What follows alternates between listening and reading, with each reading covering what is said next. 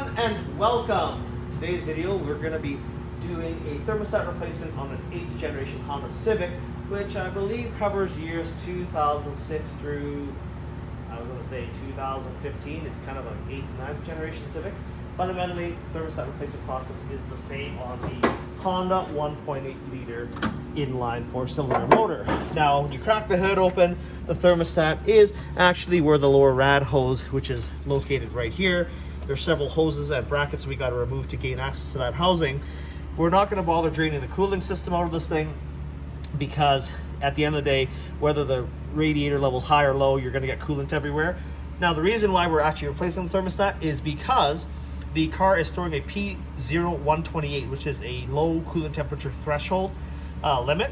And the reason why it's doing that is because the thermostat isn't completely closing and allowing the engine to reach proper operating temperature in a predefined time frame.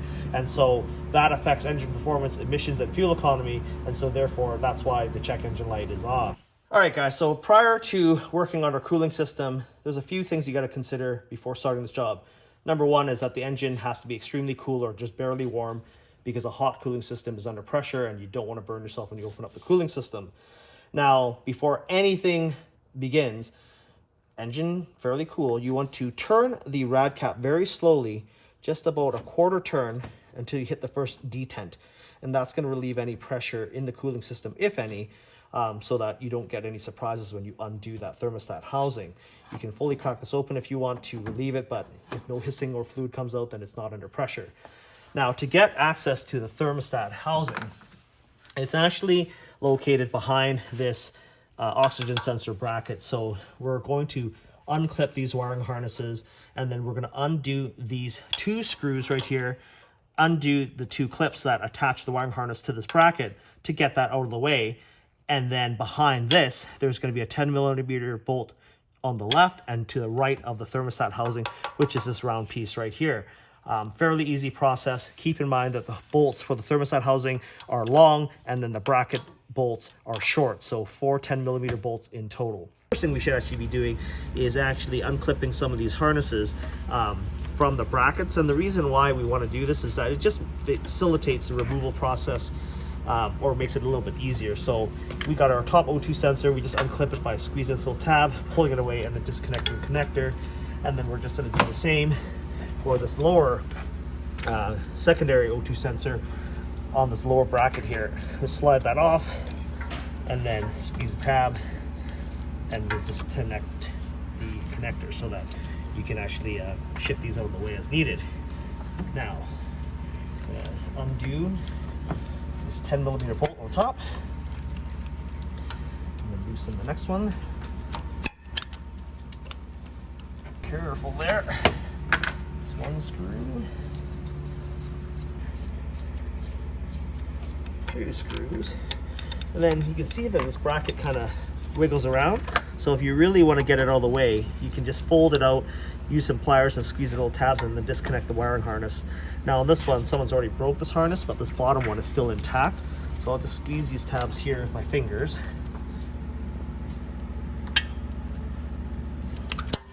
And just disconnected it. So those 2 screws that we removed off the bracket actually conceal additional thermostat housing screws behind it. So I took that bracket off, and then there's additional screws in the back.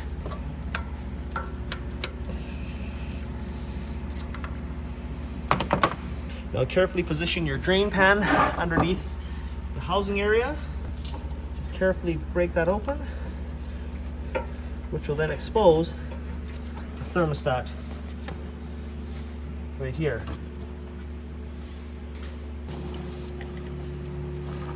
So as you remove the thermostat, coolant's going to come out of the cylinder head mostly.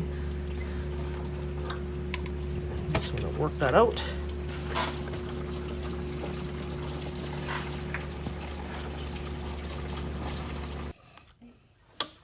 Now, prior to reinstallation of the thermostat, you want to take like a 3M scrubby pad. You can buy these from the paint department at Home Depot.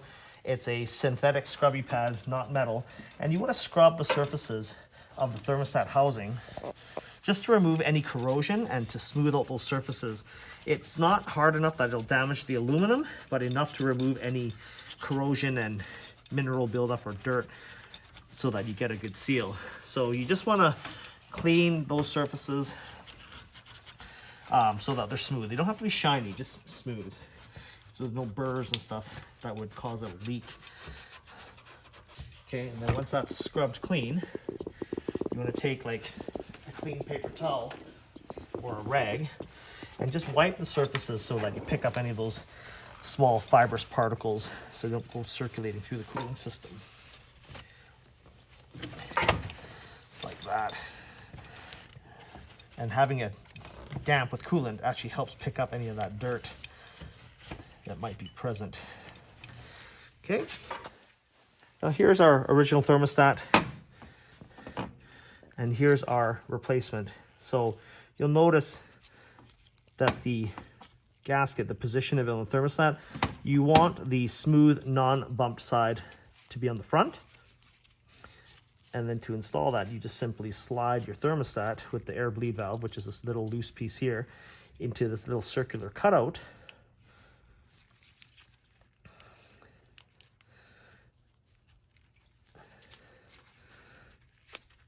And then you just want to make sure that it's evenly applied around the perimeter of the thermostat, like so. And then compare thermostat, so you get your bleed valve with your cutout, and on the back side, the gasket's the same. And you'll notice that there's these two nubs here to the left and the right of that bleed valve. You want to make sure that the new one has those same nubs because they in fact line up with the little cutouts in the thermostat housing right here. You can see that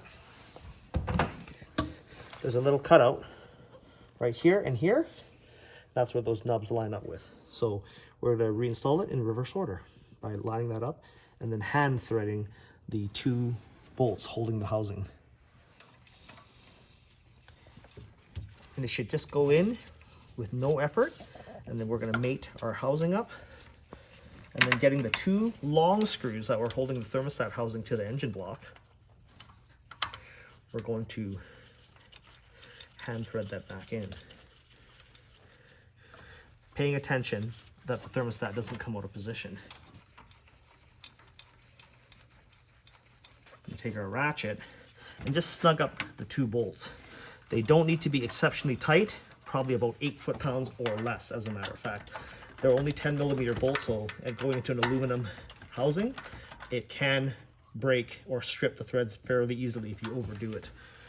Tiny bolts don't require a lot of torque. And then we can reinstall our wiring harness bracket. Making sure that you actually get the wiring routing correct around the bracket so that the harness will clip back in properly. So the wiring has to be in front of the bracket.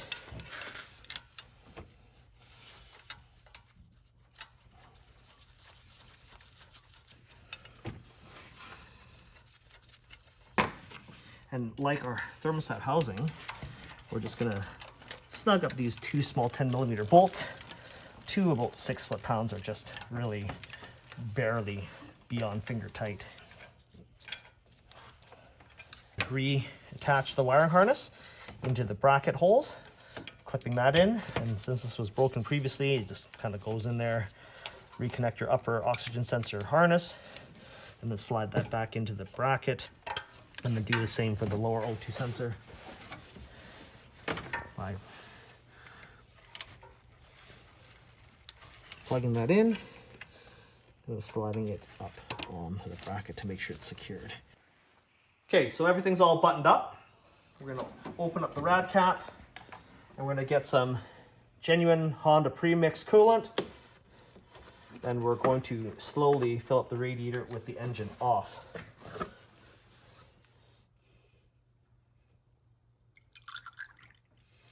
So you can see it's kind of burping up because we have most of the coolant was lost from the head and not from the radiator, which is why I didn't think it was necessary to drain it. So we're going to try to get this as full as possible. And then once we can't get any more coolant to go into the engine off, we're going to start it up and then continue topping off the coolant. Okay, so start the vehicle. And then we're going to turn the temperature to full hot.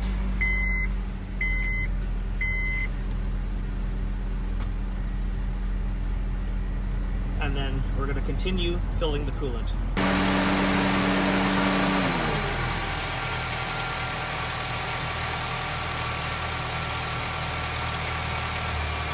So as the engine warms up, the thermostat will remain closed, which will keep the water jacket around the engine. It'll allow it to heat up. And then when it gets to 180 degrees Fahrenheit is when that'll open up and then allow coolant to circulate through the radiator, which is why it's really important to get as much coolant through the radiator neck as possible. And then any remaining coolant, you're going to fill the overflow tank so that as air gets pushed out of the system, that it will draw back coolant into itself, fill itself.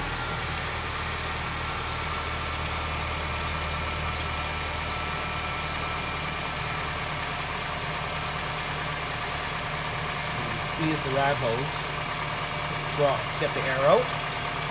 And this process can take as long as 20 minutes. It'll be quicker if you have a cooling system filling funnel, which I have, but not everyone owns one, which is why I'm showing you guys how it's done this way. It's not rocket science. It just takes time. Flow tank on the 8th Gen Civic is just off to the driver's side fender. Just gonna use my funnel here and fill this guy 3/4 full.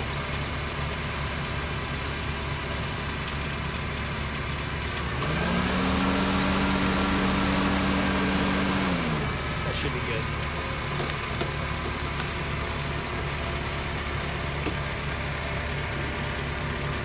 Taking your overflow hose off. Reinsert that. This motor, even though it's been running for just a few minutes, it's not really bringing the coolant down any further, so that should be good that we can put the cap back on.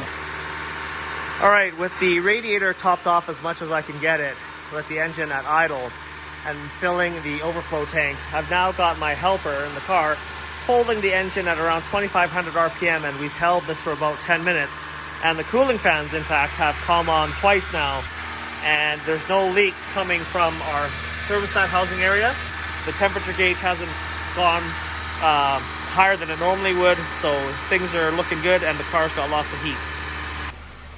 So as you guys can see from my video, that replacing the thermostat on your 8th generation Honda Civic is neither difficult nor time consuming and can be done in a reasonable amount of time with some very basic hand tools. If you guys like this video, give me a thumbs up and consider subscribing to my channel, and thank you for watching.